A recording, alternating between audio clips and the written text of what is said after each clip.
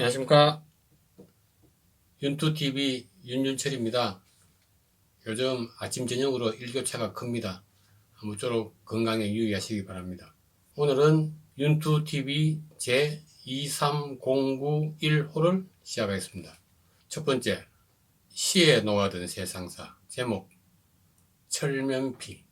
업무상의 배임 횡령, 다툼 여지 있다지만 극화유용 일제 샴푸 철면피의 완결인데, 그런데도 요지부동 그 정도는 다 하는가? 이재명 민주당 대표를 둘러싼 논란이 참 많죠. 업무상 배임 횡령, 공직선거법 위반. 그런데 저는 그 무엇보다도 법인카드를 이용해서 집안 살림을 하고 소고기 사 먹고 샌드위치 사 먹고 또 일제 샴푸를 구입하기 위해 공무원을 먼 거리 신분까지 보내고, 저는 이런 것이 더 크다고 생각합니다. 업무상의 배임 횡령이야 사안에 따라서는 법률적으로 정책적으로 다툼의 여지가 있을 수도 있습니다. 하지만 이 법인카드 이런 것은 그런 거 이전에 본질적인 문제입니다. 인성의 문제이고 공직자로서의 자세의 문제이고 돈에 대한 생각의 문제이고, 그런데도 이 사안에 대해서는 조용한 것을 보면은 그 정도에 있는 인물들은 다 그 정도는 하고 사는가 봅니다. 누구나 그 정도는 하기 때문에 이렇게 조용하지 않나. 만일 이재명 대표 도의사 시절에 밑에 팀장이나 부장 누가 법카를 이용하고 이렇게 사용했다고 하면은 아마 사회적으로 생매장을 했을 겁니다. 일벌백계니 본보기니 하면서. 흔히 보면은 법카 유형을 이재명 대표가 알았느냐 몰랐느냐 이렇게 따지는 사람도 있는데 정말 무의미합니다. 법카로 소고기 사다 주고 샌드위치 사다 주고 직원이 왜 그랬었겠습니까? 시장 부인이고 도지사 부인이기 때문에 그런 거죠. 윤석열 대통령이 아무리 밉고 또 하는 일이 정말 기대에 못 미친다고 하더라도 그것하고 이거하고는 딴 문제죠.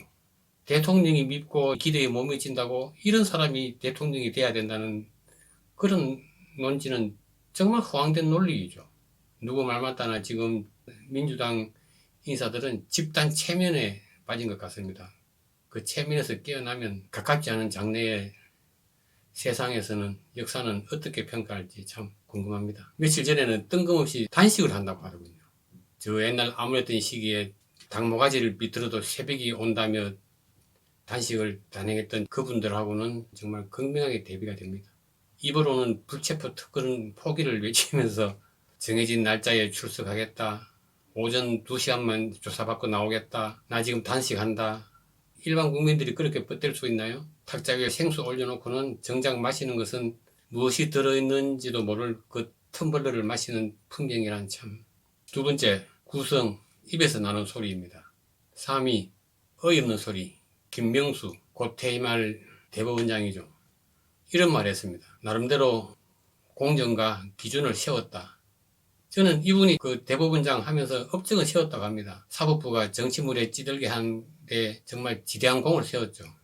자기가 소속된 그 모임인 무슨 연구회 출신 판사, 변호사들을 대거 판사로 기용을 하고, 어떤 재판은 3년이 지나도 1심 판결도 나지 않고, 또 어떤 판결은 1년여 만에 대법원 판결까지 나고, 거짓 해명으로 고발당해서 수사를 받게 되고, 그러면서도 나름 공정과 기준을 세웠다니 정말 어이없는 소리입니다. 다시는 이런 사람 안 봤으면 좋겠습니다. 앞으로 변호사 개업은 안 한다는데 그것도 한번 두고 보겠습니다. 2위 조희연 서울시 교육감이죠. 이런 소리 했습니다. 악성 민원인은 확인 시 고발 조치하겠다. 정말 이때까지 마다가 교사들은 아무것도 할 수 없게 만들고 학생들은 무엇이나 할 수 있게 만든 그 학생 인권 조례를 만드는데 핵심적인 역할을 한 그 사람이 이제서야 이런 소리를 했습니다. 이 사람만큼 표리부동한 사람이 없죠. 자기 자식들이 졸업한 외고를 없애야 된다거나 입으로는 반미를 외치면서 자녀들은 다 미국 유학을 보내고, 자녀들 외고 졸업에 대해서 이야기하니까 이런 소리까지 했더군요. 양반제 폐지는 양반들이 해야 설득력이 있다. 천민들이 해봐야 설득력이 없다. 그러니까 자기는 양반인데 자녀들이 외고 나온 자기가 그 폐지를 해야 설득력이 있답니다. 이게 말입니까? 똥입니까? 강남에 살 필요가 없다고 떠들면서 부쩍이 강남에 집을 갖고 있고 조희연 교육감이 맨 처음 당선됐을 때 생각납니다.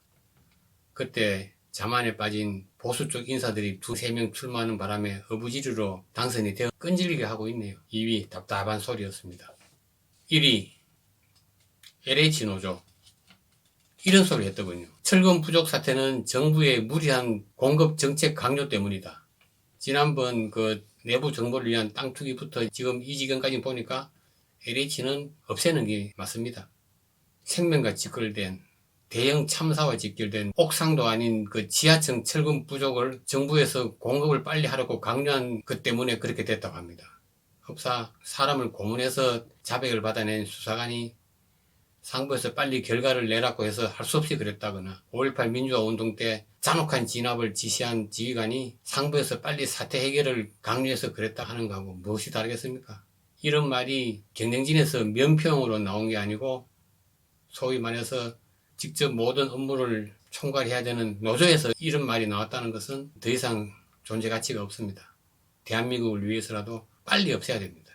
그리고 이때까지 모든 LH 업무는 민간으로 다 넘기고 그 대신에 민간에서 짓는 아파트는 민간용 또 임대용을 명확하게 비율을 정해줘서 짓게 만들고 또 이런 모든 사태를 미연에 방지하려면 무엇보다도 선진국처럼 후분양 제도로 나가야 됩니다.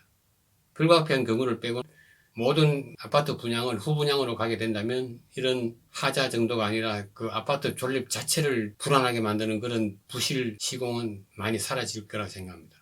1위 나온 입으로 집어넣고 싶은 소리였습니다. 오늘 방송은 이것으로 마치겠습니다. 다음번에는 좀 더 좋은 내용으로 찾아뵙겠습니다. 감사합니다.